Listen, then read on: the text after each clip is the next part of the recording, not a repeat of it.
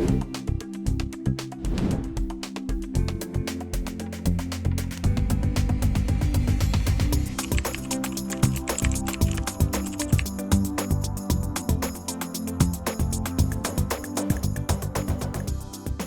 morning, everyone. Welcome back to the Expert Interview Series program, where we connect with talent acquisition professionals and hiring managers with credible and valuable experiences to share their insights and practical advice to the talent community.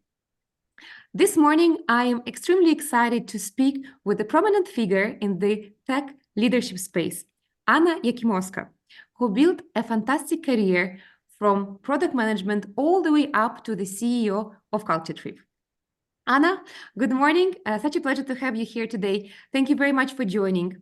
Could you perhaps share a little bit more with us about your journey and also what made you successful, and perhaps some advice to candidates that are seeking a promotion or seeking to progress in their careers?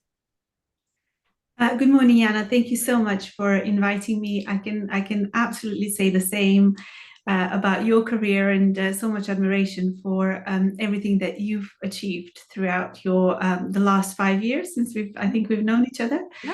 Yeah. So it's always great to talk to, especially a female kind of leader in their area, and huge admiration for everything that you have done so far. I think being successful is a sort of quite a loaded term. Success means different things to different people. For some people, kind of career-wise success is to just do the things that they like and keep doing it and progress and kind of continue to learn within the area that they are working on. For somebody who's kind of going up the career ladder. For me, it was probably the former. I really wanted to continue to learn as part of my job and to take bigger challenges, and by default that resulted in bigger positions within the career ladder. And the bits that I would probably say helped me on my journey, they're probably threefold. The first one is it helped to know what you want and to know what you don't want. I'm not saying that there's no space for people to try things and see whether they work for them or not. That is absolutely crucial part of finding, your niche and finding your area where you enjoy the most and where you can contribute a lot to the company and develop professionally. But in the last 15 years, I always knew that as a individual, as a professional, I really enjoy working on in companies or on products that are wide-ranging, that impact a lot of people, and that can positively contribute to a specific aspect of their life. So I've always been in publishing and media with companies that affect millions of people on a daily basis, building products that would enhance their lives. So I guess focus would be one of the things that has helped me throughout my career, because I kept sort of learning more and getting more exposure and kind of getting wider responsibilities within the area that I knew that I enjoy and is right for me as an individual. So that would be one. The second one, I guess, is resilience. And probably that is the most important thing. As with every aspect of life, professional career can be full of ups and downs, disappointments, and successes, working with wonderful people and people who are not so helpful. And I think understanding that the career is a sort of marathon, not a sprint, and kind of addressing it with a view of this is one chapter of a what probably is going to be quite a long journey for me that I would enjoy, helped in overcoming situations where I would have been frustrated or potentially overlooked, as everybody does throughout their career. So being resilient and actually understanding, having the perspective and bigger picture has also kind of helped. I'm going to go. I thought I was going to have 3 points, but actually I'm going to have four. The third one is learning and curiosity. You have to kind of always be interested in what is happening, what is new that is happening within the area where you work. Engage in conferences, network, make sure that that you're following the latest trends, because that keeps you relevant, I guess, in ensuring that you are providing the most value to the company, and you're growing.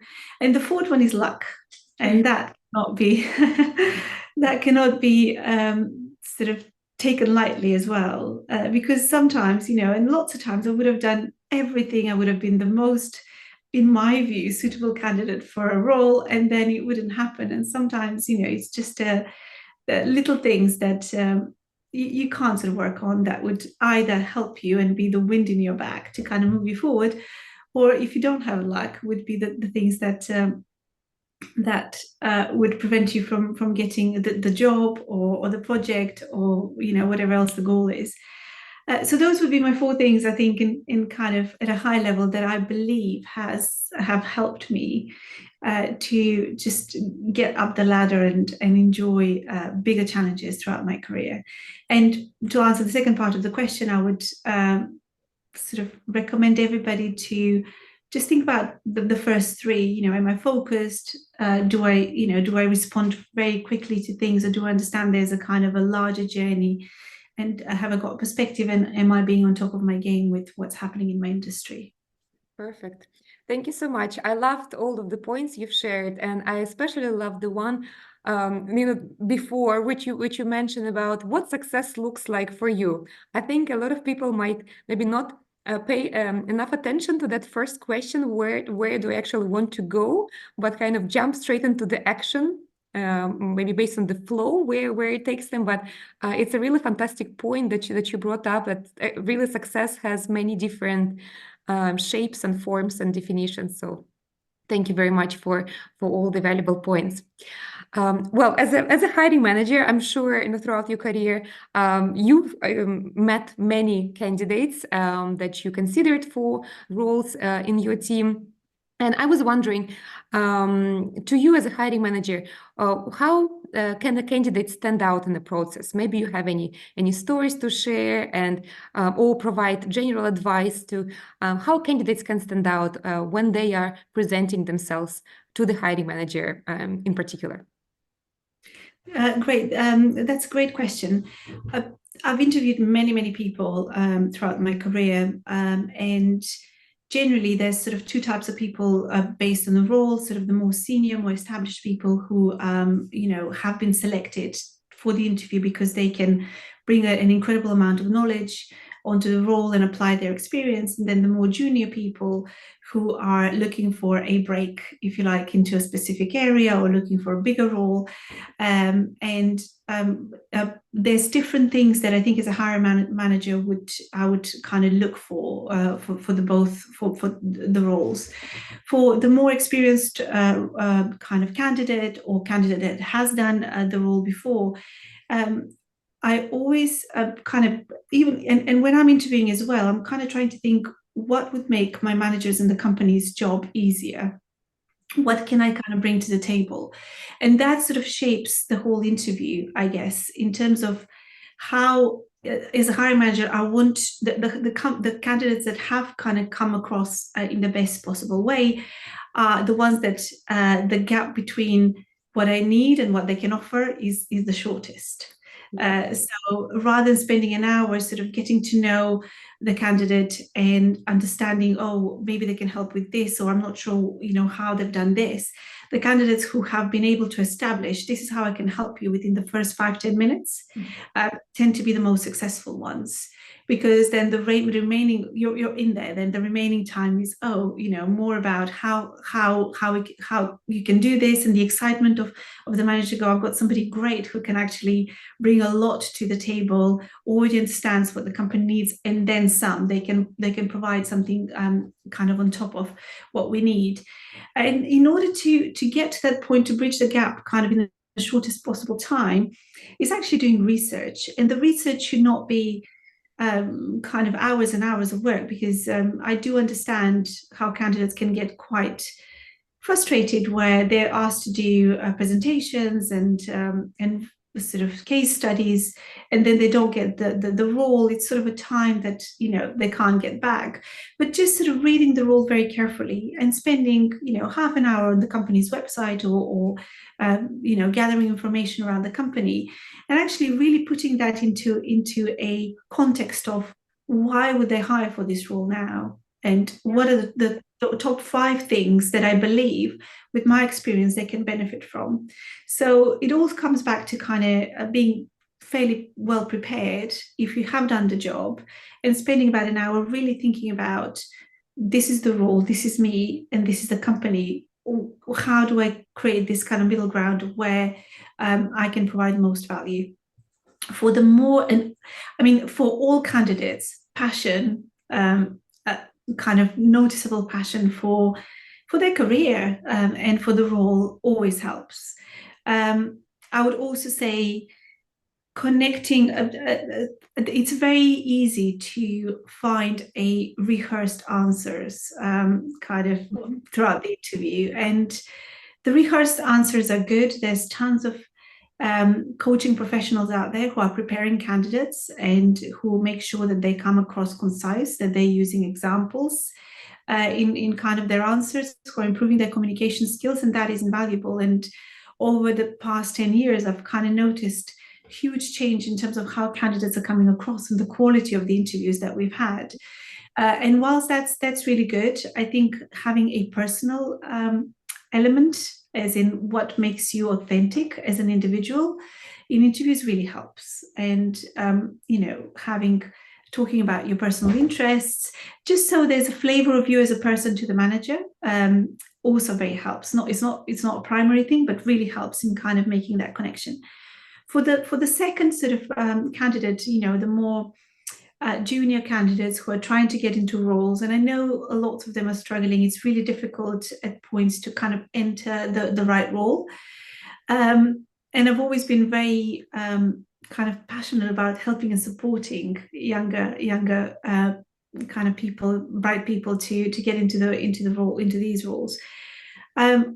Couple of things. I think the passion is probably more important in that sense, and providing a view of what of how of their entrepreneurial their go-getter sort of nature.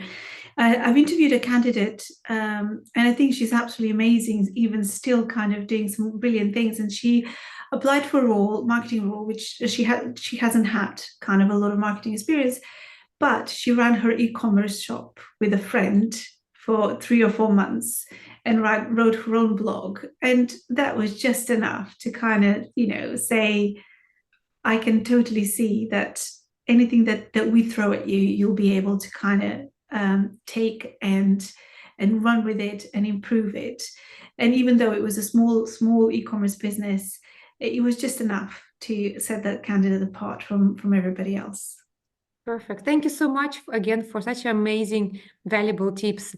I love as well how you kind of made a separation between 2 types of candidates: someone who is perhaps a more senior and looking to enter into the roles, having already the experience they have, versus someone who is looking to break through. And really loved how you explain it, trying to bridge the gap between what you need as a hiring manager versus what the candidate brings. It's really a fantastic way of putting it, because again, like you said, maybe people don't spend so much time on kind of analyzing first, but going more into rehearsed answers, or focusing more on sharing, let's say, everything about themselves, while as you say, what's really important is how the skills and the competencies can help address your problem as a hiring manager. And a fantastic story about a candidate who ran a business which was kind of outside of the corporate ladder, but indeed that experience was more valuable in that scenario to the role that you were hiring for. Thank you so much for sharing that. And if we go a little bit deeper into the interviewing, into the interviews, so maybe you have any other particular tips on how candidates can stand out again, certain things you maybe like or dislike. What do you notice? What do you pay attention to? What tips do you have there for the interviewing part? It's a really interesting question for two reasons. I guess the bit that I've always been very, very mindful of is that different type of people. There's introverts and candidates who are not particularly comfortable kind of talking about themselves, and that comes across as well when you interview a candidate. And there's more naturally extroverted, expressive candidates. And what is important for every hiring manager is to kind of understand that the different type of interviewees, and to ensure that there's no bias always towards the more flamboyant and kind of more expressive candidate, but towards the candidate that would be right for the role. Interviewing is hard, right? It's only 1 hour where you have to kind of present yourself, you have to present your experience, and some people do it better than others. So to start with, I always try to kind of understand what type of candidate we have in front of us, and whether they will find it difficult to express themselves, whether it's going to be more, or whether they would need a more structured sort of questions, or whether they would want to be kind of left to answer more open-ended questions. We always, as part of the hiring, we always have a benchmark interview questions, which would be the same for every candidate. But within that, as a hiring manager, I always try to kind of ensure the questions are slightly modified to suit the candidate. So in that sort of sense, the basic is answer the questions you're being asked. Sometimes people do get nervous and they start answering what they think that they've understood, or what they think that the hiring manager would want to hear. But actually, if it's absolutely fine to take a moment and to ask, sorry, just to clarify, is this what you mean? Or if you're nervous, to say, if I can have a moment to think about this, that is absolutely fine. So the first thing, the basics, the classics, is provide an answer to a question that you're kind of being asked. The second one is be concise, I guess, in terms of the answers. And sometimes, I do this a lot, and I have to work on this. I want to say so many things that I start with one story, end up with story number 15. And, you have to kind of make sure that the answer has to have a coherent sort of structure. And thirdly, be honest. If you know, an answer which is, actually, I haven't done that in my other jobs, I'm not sure, I have that experience, but I'll be willing to learn, is much better answer than a bad answer that you believe you can kind of make up on the spot. Yeah. So it's pretty much the classics. There's not much, much kind of a huge philosophy there. Great. No, thank you so much. It's great to hear, that as you said, the basics, but the classics, they actually work. So there is not, you don't need to build a spaceship, but really just focus on the basics, starting with, as you said, answering the right question. I definitely was guilty of this as well at the earlier days of my career. Again, I guess because sometimes you get nervous and you prepare for certain question, and tend to take the conversation away. So thank you so much for reiterating that and all the other points. Great. And well, product management has always been and still is a very attractive career ladder in the tech space in particular. And I came across personally many candidates that were quite keen to transition to this space. And I was wondering, what would be your advice to people that would like to make this transition but have zero product management experience? Where should they get their first experience? Where should they start? Oh, it's a good question, and I do like that product management is such a sort of discipline in vogue. It has been. I've been doing it for 15, 20 years now, and when I was starting out, only Silicon Valley folks knew what product management is, and now throughout my career, lots of people from all sorts of disciplines to your point, have wanted to transition into product management and have managed to do it successfully. The first bit is there's so many great courses out there, product management courses, and they're not particularly expensive, and they're not particularly technical, and they're not particularly long. So really, just either self-learn about the discipline, or if that's kind of the type of person that you are, or just take a course.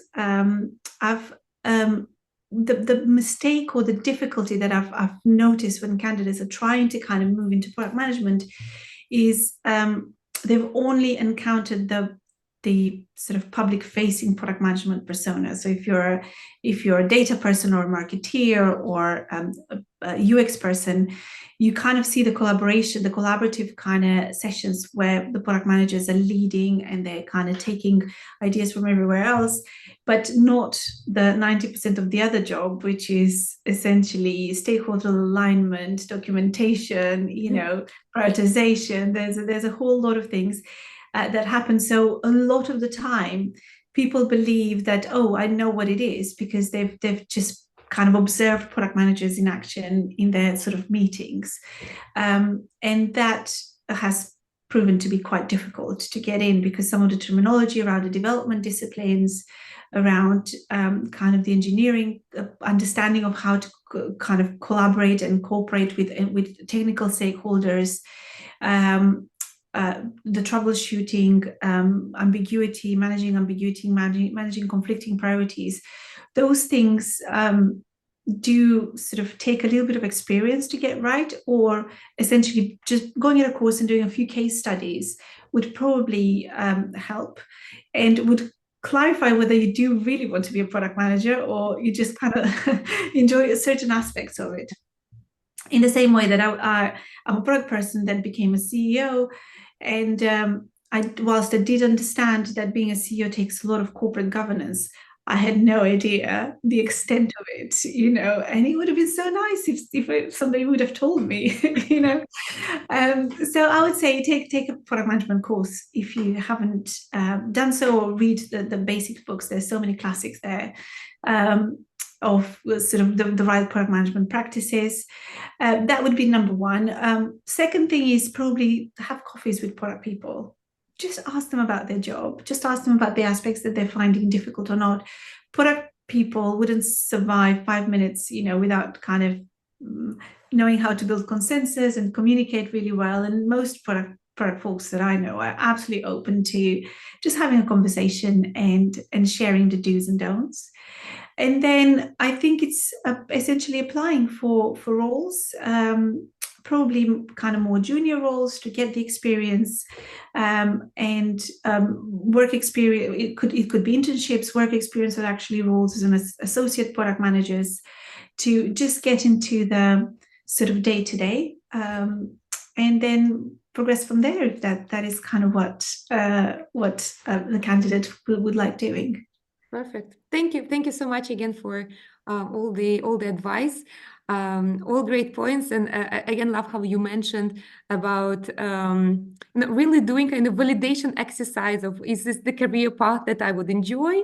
I think it happens with many roles, that what we see on the surface is just kind of the tip of the iceberg, but there is so much more into it. So really deep diving into what is actually there and will I enjoy it is really a great way of starting. So thank you very much for bringing this up.